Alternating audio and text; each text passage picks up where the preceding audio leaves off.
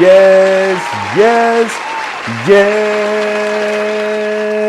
yes. Welcome back to One Way Dragons TV, baby. It's your host, Lemon 23, aka Lemetheus, right hand of Zeus. And you already know, man, it's the channel that brings you tech information, that brings you gaming information, bring you gaming news. It don't matter.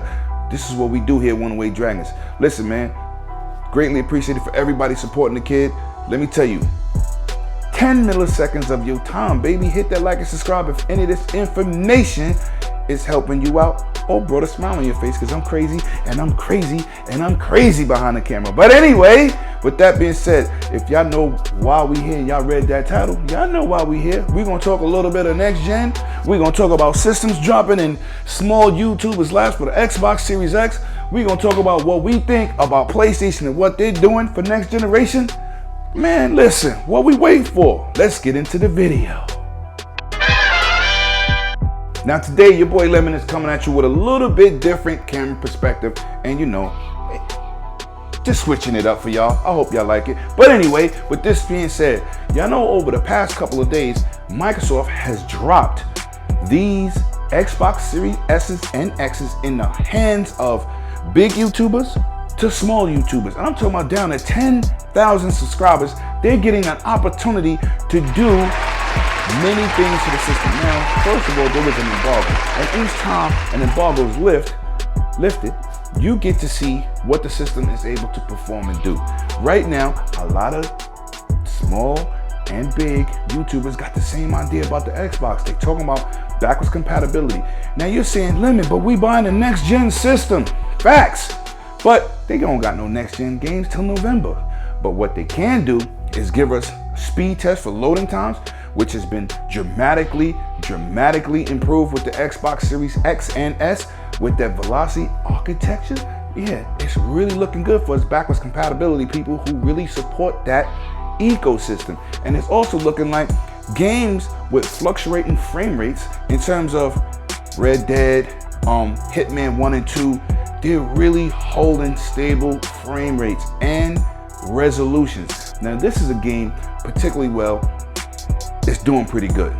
Dead or Alive 6, man, I love that franchise, and it's always been a 60 frame per second game. But with the Xbox One X, which is the most powerful console to date, it runs at immediately 30 frames to 39 frames. But with that Series X, solid 60. I will definitely be jumping into that.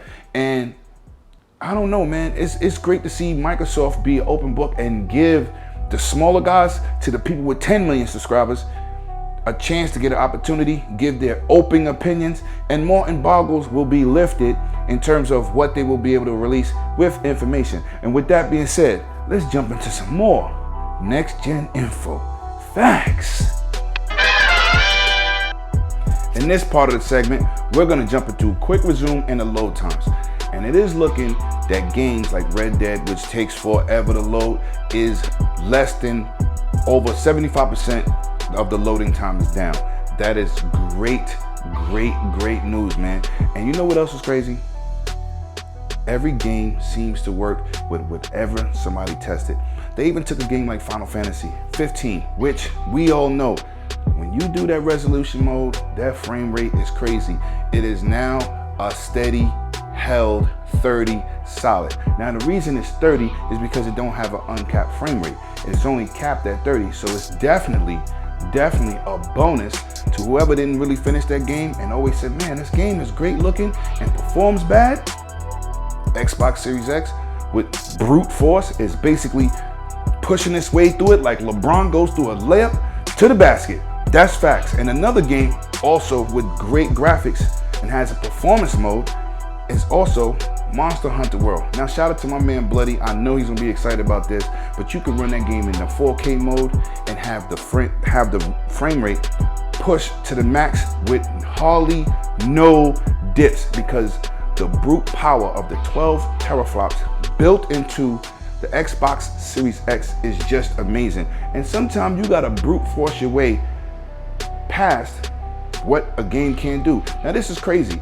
We're talking about games that are not optimized for next gen, just being played on the next gen system.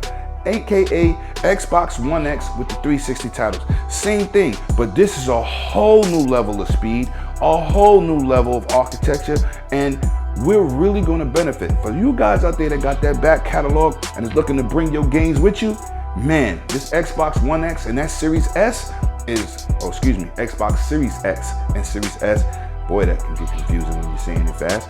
But what I'm telling you is, those games will run and look better. And as soon as I get my hands on mine, launch day, thank God, I will definitely be doing my own test and give you a real world review, because this channel is paid by me. I ain't got no goddamn sponsors. So I'm always gonna give you my honest opinion, because me, it's about the gamer and our pockets and what we do for the market. Let's get into the next segment. Facts.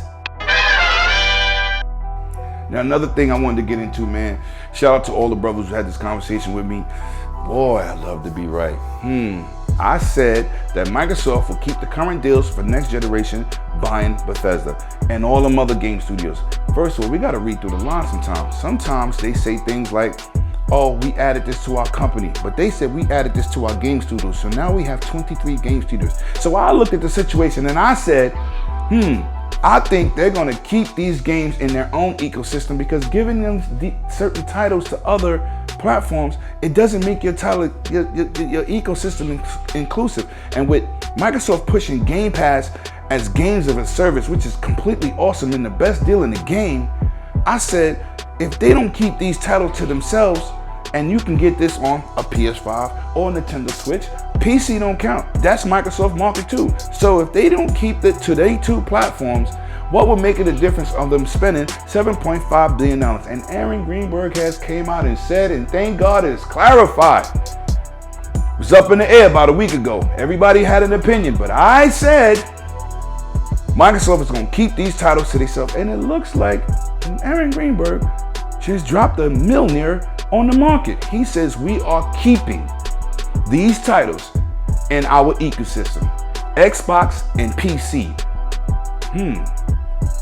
Now, you have to look at yourself as another gamer, and I'm glad I don't limit myself to one system, but I am going to say this for the record. If you're going to want to play Doom or Starfield, which drops hopefully next year, you're going to have to buy into the ecosystem. Now, if you build a monster PC, that's going to be more expensive than a $500 Series X. But I am going to say something.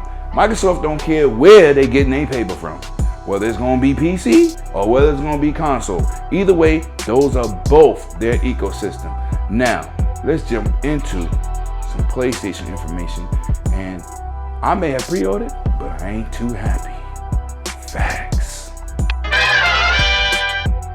Now, I don't want to get in here and bash the PlayStation. Y'all see me on Twitter. Y'all see me driving my truck, speeding to get that, dropping that information before anybody did on Twitter about when to go pre-order at GameStop. Day one, second by second, minute to minute, I did that. Facts. You know I rushed out there and bought that PlayStation. But I have a problem. First of all, I have a nice catalog of PlayStation exclusives that I need to know that's going to play with the disc. Okay, they summed that up. Then they said they're gonna drop a PlayStation plus certain amount of games. I got all these games. So should I trade in my games? Can they play off an external hard drive? Is the backwards compatibility gonna work like that? All I know is a couple guys out here have went out and said, oh, if you put it on an external drive, you should be able to play your digital content. Well, I have disc. So I dropped my disc on my system, and you know, they no longer reads from the disc. It looks at the DRM, and you'll be able to play the digital game content, no doubt. But we need Sony to come out and at least explain the different ways of backwards compatibility is going to work. We need them to explain what platform are you going to be able to play from an external drive. There are people out here making assumptions, and we don't know. Now, another thing that's really fishy to me, man, Microsoft has been an open book since the Game Awards in 2019, back in December. But this is my issue with Sony. They've been quiet for a very long time. We are a month and almost 10 days away from this system. Now, where do we go from here? Do we just have faith in them and say they're going to spill the beans? But when will they spill the beans? We are getting so close to launch. I just want backwards compatibility explained to me, and just certain small things. We know about next gen purchases. We know about games not getting next gen upgrades. We know about buying this game for $70. We know the money side. We know all of that. But when are you going to give your fans the idea of what are you doing for backwards compatibility? Because I got a catalog. I'm saying, listen, if I ain't got to keep my PS4 Pro, I'll just trade it in. I already got the pre-order for the 5. Thank God. But I'm just saying, what do we do? And right now, I'm very disappointed with Sony and their public relations. And like I said, Microsoft has given their system to local Joes. Do what y'all want to do. They even gave them the memory cards. Do what you want to do. They've been an open book. Sony, you charging the same damn money, and y'all on some hush hush. What's going on here? Now, you know I'm not no console basher. I don't bash developers, but these are the facts. These are questions that me and my content creators talk about, we discuss, and everybody's trying to come up with their opinions, but we shouldn't have to. For $500 plus tax, we should know everything that we need to know, especially a month and 10 days out from when you're gonna launch your system. I don't know, people. I want y'all to get in those comments. Tell me what you think about the PlayStation's information and what's your opinion on them being so vague? I don't know, man. These are questions I have. If anybody got any answers for me, get in those comments. Drop it down below. Let me know, because I need to know. I'm buying 2 consoles, 2 days. That's over $1,000 with no games. Plus a memory card for another $220 plus tax. That's over $1,200. Let's get it. I need some information, Sony. We need information. Your fans need information. Let's just get it. If you find this video helpful in any way, hit that like and subscribe button. 10 milliseconds of your time, baby. Index finger, pinky, thumb, whatever. Don't matter. It's greatly appreciated. See y'all in the next video. And I'm out. Cheers.